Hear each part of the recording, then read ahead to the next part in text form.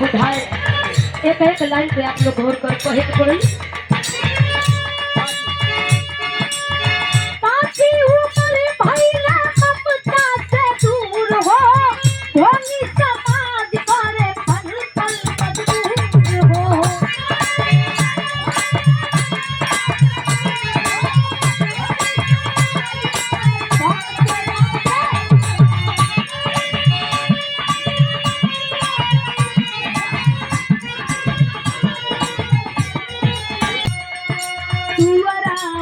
के पैके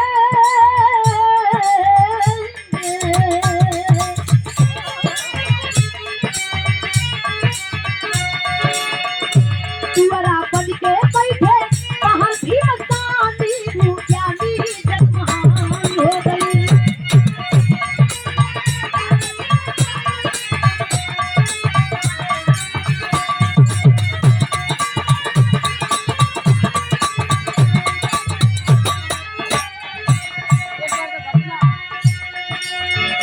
बाबा साहब के ऊपर इतना जिम्मेदारी रहे, परिवार की भी जिम्मेदारी, बहुजन समाज की भी जिम्मेदारी।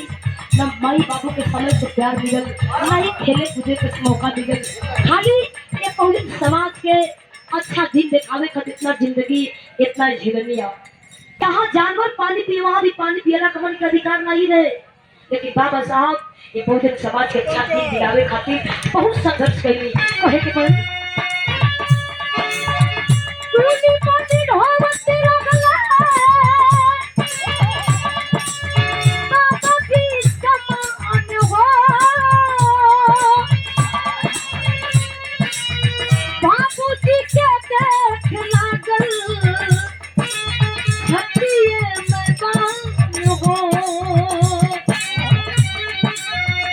के बाद बाबा साहब कुली के भी काम करेंगे, परिवार की जिम्मेदारी विवाह, पढ़ाई लिखाई विवाह, कहीं से भी रोजी रोटी चले हमारे को।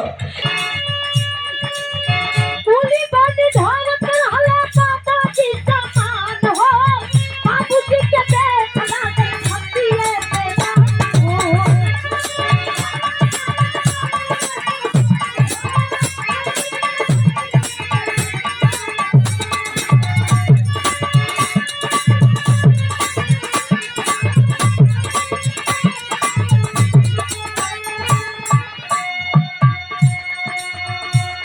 चले लागल सुनो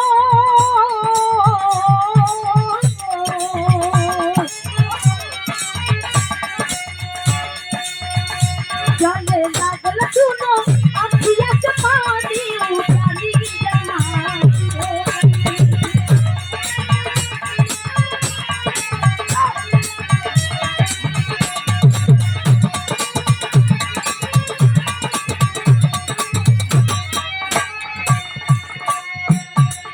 देखने वाली कैसे एक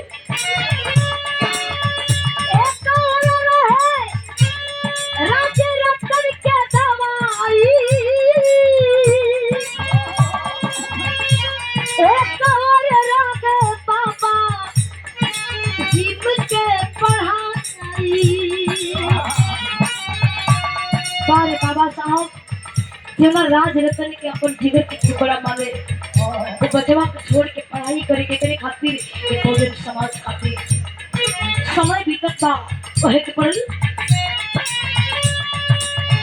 एक रागे राजे रतन के दवाई, एक रागे बाबा जीव के पढ़ाई।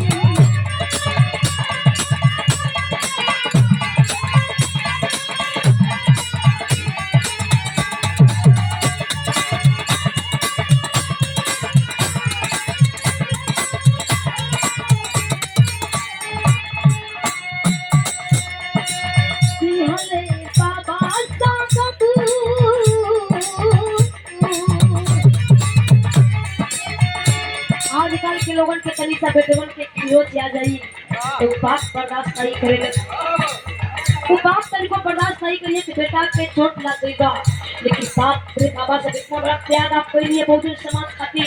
कैसे बाबा